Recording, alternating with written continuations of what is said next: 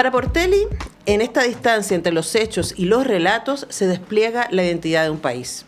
Las tensiones que aparecen entonces entre aquello que fija la historiografía y lo que dicta lo que llamamos memoria colectiva son un nodo al que debemos poner particular atención. La memoria colectiva, construida de generación en generación, puede conducir a peligrosos errores historiográficos. Pero estos últimos, lejos de ser desechables, constituyen un universo que muchísimo tiene que decir sobre una sociedad. Siguiendo Portelli, las personas recuerdan cosas de las que se sienten parte, lo hacen a través de la emoción, por lo que cualquier ilusión de memoria colectiva estará siempre determinada por los relatos personales. En sentido radical, podríamos decir que la memoria colectiva no existe y que lo único colectivo a lo que podemos aspirar es un acuerdo social y, en este sentido ético, sobre los acontecimientos del pasado. Eso es parte del primer ensayo de este libro que se llama Mirar hasta el final, Memoria e Imaginación, de la artista visual académica de la Facultad de Artes de nuestra universidad, Paula Arrieta Gutiérrez, que me acompaña en el estudio. ¿Cómo estás, Paula? Muy bien, gracias por la invitación. Bueno, con Paula estuvimos conversando respecto a su primer libro hace un par de años ya. 2021, sí. Bueno, Si muere Duchamp, que es un libro que a mí me gustó muchísimo y que mantienes acá, Paula, una cosa que yo agradezco de tu escritura, es que está muy informada, pero siempre está desde una primera persona, está escrita, es evidente, desde la academia, pero con un lenguaje que es muy accesible. Yo tengo como problemas con el lenguaje académico, los libros académicos, en academistes. No es el caso. Paula habla siempre desde una primera persona muy accesible, muy bien informada y con muchas referencias que vas explicando además. Entonces eso también ayuda un montón, ¿no? Que nadie se puede quedar afuera. Hay un ensayo muy bonito en donde haces un recorrido por Santiago y vas deteniéndote en distintas instancias y vas contando la historia de esos lugares y por qué te detienes ahí, y eso permite que uno camine contigo. Mirar hasta el final, Memoria e Imaginación, nos invita entonces a hacer esas reflexiones, y yo partí leyendo este trocito que está en la primera parte y que queda perfecto para este septiembre 2023 y particularmente para hablar a partir del 18 de octubre, ¿no? ¿Cómo recordamos el pasado del que participamos? ¿Y cuán rol tiene ahí, por un lado, el arte y por el otro lado, los discursos mediáticos? ¿Cómo lo piensas tú? Pucha, un poco esa es la pregunta general del libro, yo diría.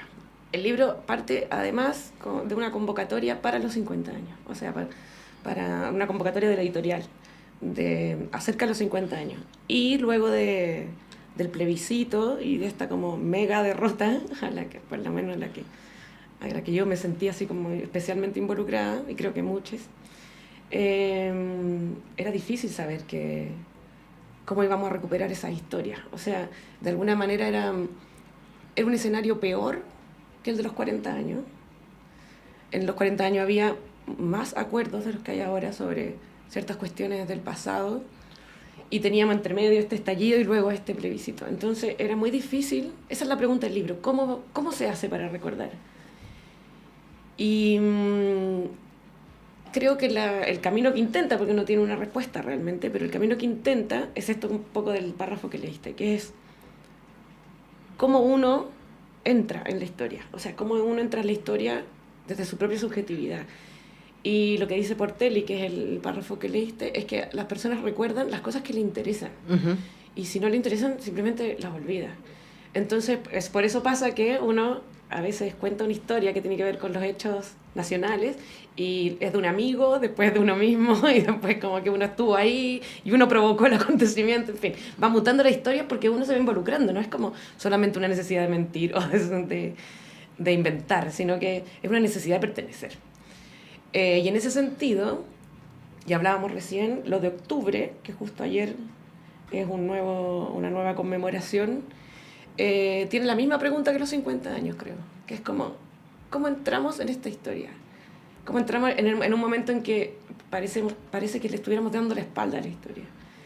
Y creo que la manera que yo encontré era como desde mis propios recuerdos, desde mi historia familiar, desde cuestiones afectivas, desde detalles, desde emociones. Hay un capítulo en particular en el que hablo de mi sensación con el estallido también.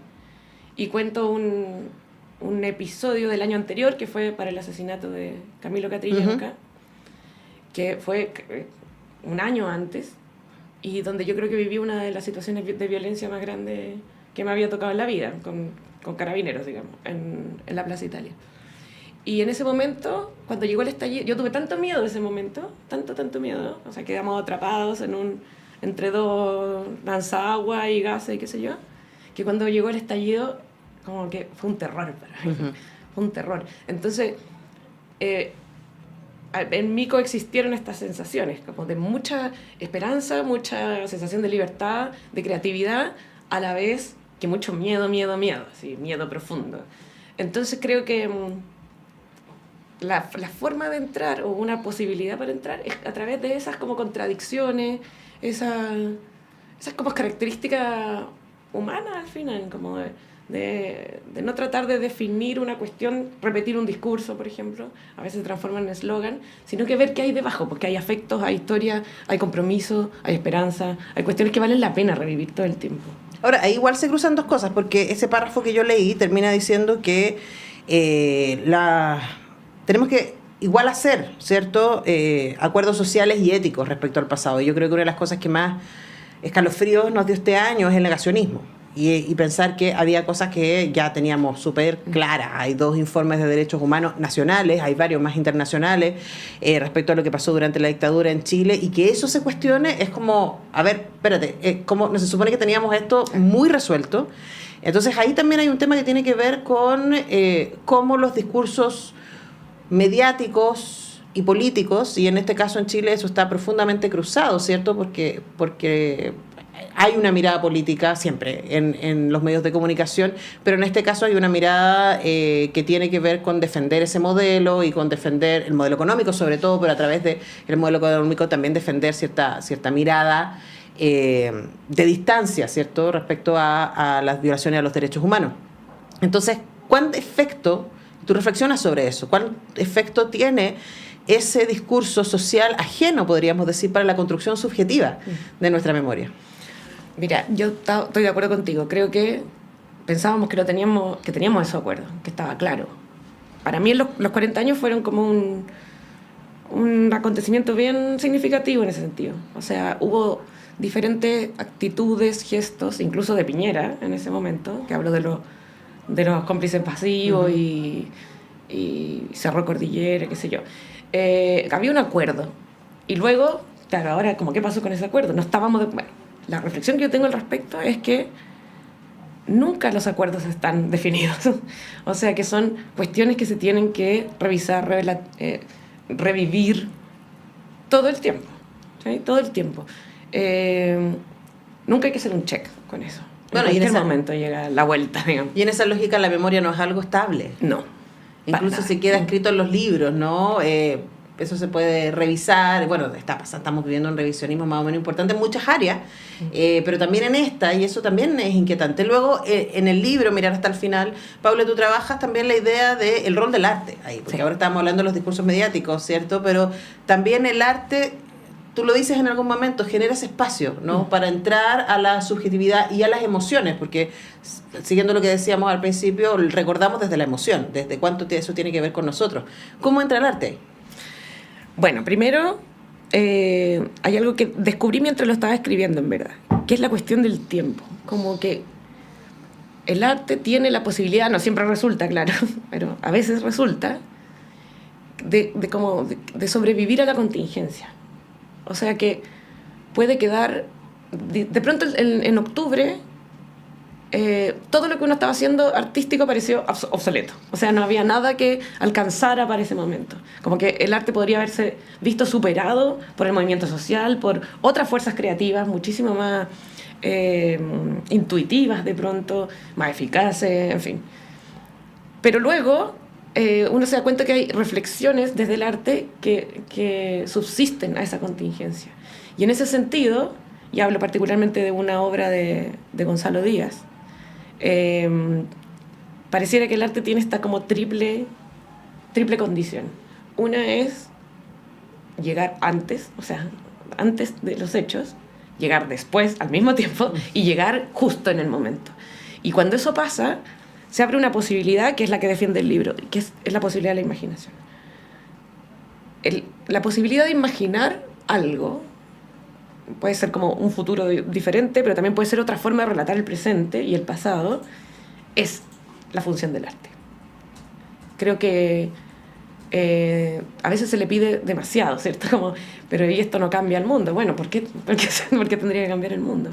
Basta con que te ofrezca esa alternativa de pensar las cosas de manera diferente.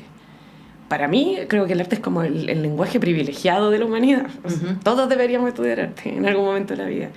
Porque te dota de herramientas para pensar en clave diferente. Diferente a la clave de los medios, diferente incluso a la clave de la historiografía, que con todo lo importante que es, diferente a la clave de la política contingente, en fin, como que tiene esa posibilidad de salirse, de entrar de nuevo, de mirar la realidad desde un punto de vista, yo diría que crítico siempre, pero sobre todo creativo, no en el sentido más simple de la palabra, no en el sentido de que el arte es creación, sino que en el sentido radical. O sea, de la posibilidad de inventar mundos posibles. Tal vez eso es la única... la realidad nuestra se basa en creer que el mundo es un solo mundo. Y que cuando eso se cae, se acaba todo. Y creo que el arte está ahí para hablar de mundos, o sea, de mundos posibles. Y construir esos mundos a pequeña, gran escala, en fin.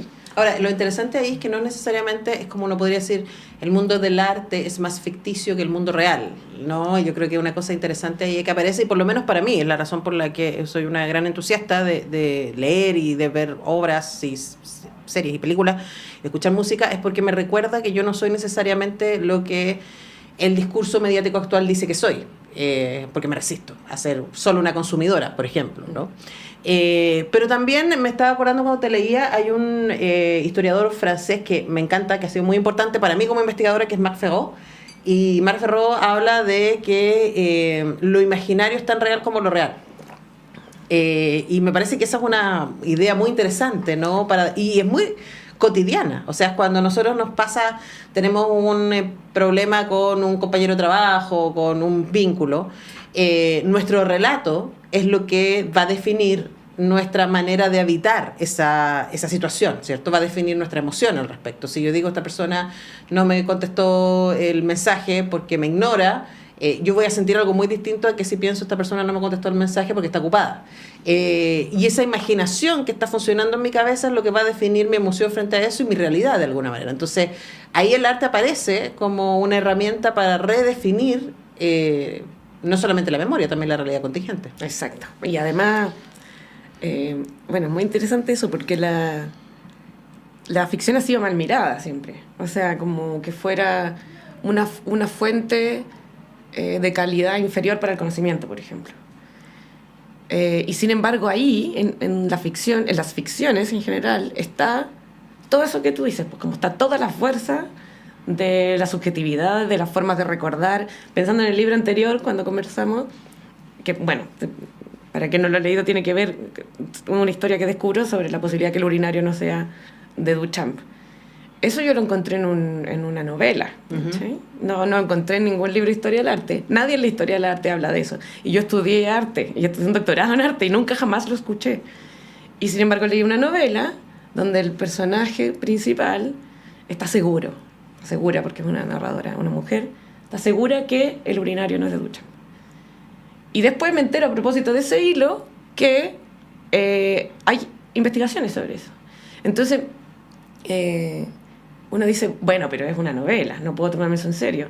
Bueno, es lo que hay que tomarse más en serio, ¿sí? Porque es ahí donde está el hilo de eso que llamamos como realidad, verdad o lo que sea. Sobre todo porque es absolutamente posible. Está esta idea del verosímil. Como, no solo es posible, sino que es probable. Bueno, tú cuentas algo así como, respecto a cómo se encontró las arpilleras. Sí. De las bordadoras de Isla Negra y cómo estuvieron desaparecidas después del golpe y cómo volvieron a aparecer y todas las posibilidades entre medio de la vida de estas arpilleras durante la dictadura. Y tú dices, bueno, sabemos esto, pero podría haber pasado esto también y tiene sentido. Claro. Ahora, también pasa ahí algo con la ficción que es interesante, que tiene que ver con que se cruza con una emoción. O sea, estoy pensando, por ejemplo, Oppenheimer, como película, ¿cierto? Y sabemos que no fue exactamente así, pero anda a discutirle a alguien que vio la película, ¿no? Cuando dicen, yo siempre hacía ese ejercicio con mis alumnos, les decía, descríbame la Segunda Guerra Mundial, y no me describían lo que leyeron en los libros, me describían las películas de Spielberg. Entonces hay algo ahí que se vuelve cotidiano y que tiene que ver con nuestras emociones. Bueno, como ven, la conversación respecto a memoria e imaginación a la que nos invita Paula Arrieta en este libro es muy amplia, el libro es muy entretenido, quiero hacer sobre énfasis respecto a eso porque uno piensa, un libro de una académica de arte de la Universidad de Chile, debe ser súper cabezón, y sí, los hay profes de la Chile que escriben muy difícil, yo los quiero igual, pero no es el caso de Paula Arrieta escribe muy accesible, es muy entretenida su pluma, y uno aprende un montón, así que muchas gracias por eso, Paula, y gracias por venir a la radio. Muchas gracias por la invitación. Nosotros tenemos que ir a la pausa y ya regresamos.